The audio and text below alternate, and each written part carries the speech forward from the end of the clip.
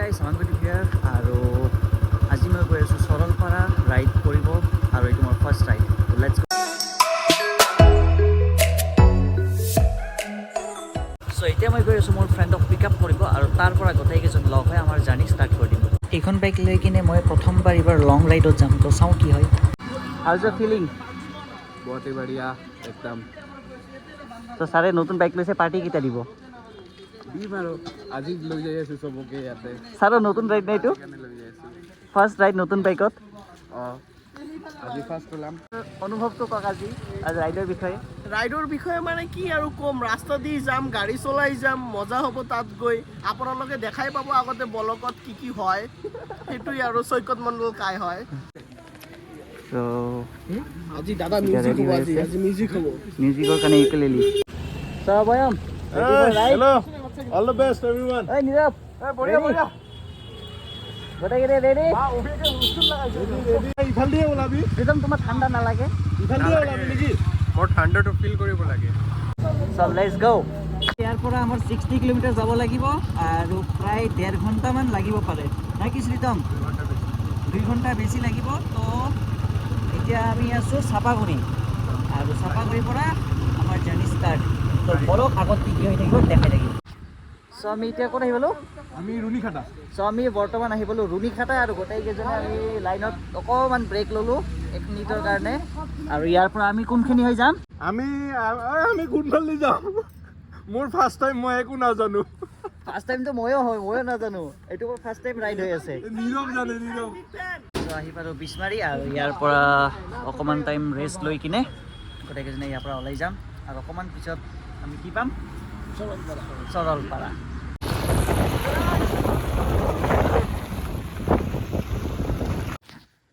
চ' ইয়াৰ পৰা আৰু প্ৰায় আমাৰ 1.5 ঘণ্টা যাব লাগিব আৰু ইয়াৰ পৰা ভাঙা ৰাস্তা আছে আমাৰ। তো एको नहीं, कुछ पाने के लिए कुछ कुछ खोना खोना पड़ता पड़ता है है। गाइस। अगर नेचर के करीब जाना होगा तो खराब रास्ते से जाना ही पड़ेगा। চ' এতিয়া আৰু মোৰ বাইক ষ্টাৰ্ট নোহোৱা হ'ল আৰু ইপিনে হাতী ওলাইছে বোলে আগত। তো অকণমান টাইম আগত ৰেষ্ট দিব লাগিব। চ' মানে অকণমান যদি এৰি দিওঁ ঠাণ্ডা হৈ যায়, কাৰণ বহুত দূৰ ৰাইড কৰিলোঁ বাবে ইঞ্জিন গৰম হৈছে, তো সেইটো বাবে ষ্টাৰ্ট লোৱাটো অকণমান প্ৰব্লেম দি আছিল। তো এতিয়া আমাৰ জাৰ্নি আকৌ ষ্টাৰ্ট কৰোঁ আৰু আগত গৈ কিনে অলপ ৰেষ্ট ল'ব লাগিব। মই বৰ্তমান আহি পাইছোঁ জয়গুৰু মন্দিৰৰ আগত। ইয়াৰ পৰা আৰু অকণমান দূৰ আছে, বেছি নাই। চ' লেটছ গো। চ' বাকীকেইটাতকৈ মই অকণমান আগত আছোঁ, তো সিহঁতৰ বাবেও অকণমান ৰৈ দিওঁ যিহেতু একেলগে আহিছোঁ। চ' সেইখিনি সময়তে মই অকণমান ইফাল সিফাল ফুৰাৰ মজা লওঁ আৰু আপোনালোককো দেখাওঁ ইমান ধুনীয়া ভিউ।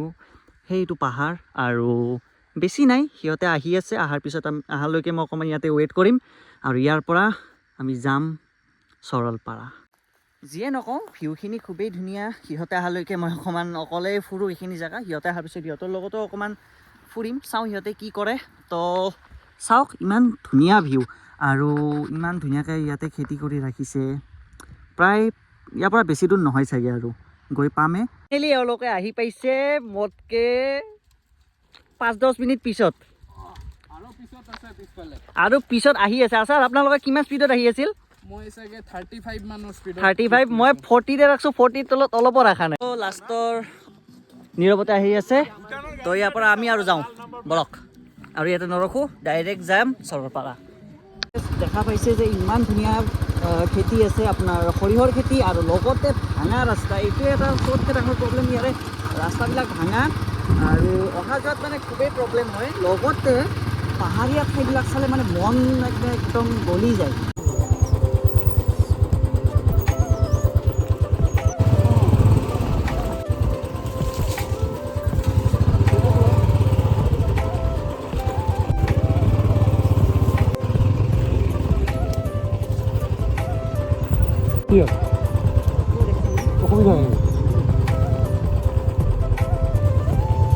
ফাইনেলি আহি পালোঁ আমাৰ ডেষ্টিনেশ্যন আৰু আমাৰ অৱস্থা কেনেকুৱা? আমাৰ অৱস্থা একদম বঢ়িয়া।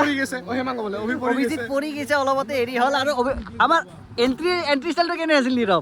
তাৰপৰা যে এণ্ট্ৰি মাৰিলোঁ, হেমাংগৰ লাইট ফাটি গৈছে। লাইট এইটো ওলাই গৈছিল মোৰ, আৰু অলপ ফিক্স কৰিলোঁ। আমি গোটেইকেইজন আহি পালোঁ, 2জন আহিব বাকী আছে।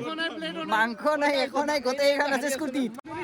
চ' এই 2জন আহি পাল, ইমান সময় বিচৰাৰ পিছত এই 2জন আহি পাল। নীৰৱে আনিব গৈছে খৰি আৰু ইপিনে আমি লগাই আছো জুই তো জুই লাগু লাগু অৱস্থা নালাগু অৱস্থা হৈ আছে এতিয়া চাওঁ কি হয় লোৱা কাজৰ চাওঁ জ্বলে নে নজ্বলে আমাৰ জুই জ্বলছে ফাইনেলি জুই জ্বল গৈছে কি হ'ল কিন্তু আমাৰ লগত এতিয়া গাৰ্লিক নাই এতিয়া কি হ'ব এতিয়া যাব লাগিব বেলেগৰ তাতে চাগে খুজিব যাব লাগিব গাৰ্লিক ফাইনেলি গাৰ্লিক পালোঁ গাৰ্লিক লোৱাৰ পিছত আমি এতিয়া সিহঁতে তাতে খানা বনাই আছে আৰু আমি কেইটা ইয়াতে অলপমান চিলিং কৰিব আহি গ'লোঁ তো ইয়াতে আহাতে আমাৰ অৱস্থা একদম বেয়া হৈ গৈছিল ধূলা পাতি আৰু কিন্তু ইয়াতে অহাৰ পিছত এতিয়া বেলেগ এটা চকুন আৰু তো এতিয়া চিকেন ৰান্ধিম আমি নেকি তো এতিয়া মাংস বনোৱা ষ্টাৰ্ট হৈছোঁ তো এতিয়া আমি পিঁয়াজ ফ্ৰাই কৰি আছোঁ ইয়াতে দেখাব পাৰে পিঁয়াজৰ পিছত লাহে লাহে এতিয়া মাংসখিনি দিম তো এতিয়া গোটেইকেইজনে খাব বহি গ'লোঁ কিন্তু দুজন নাই চিকেন কেনে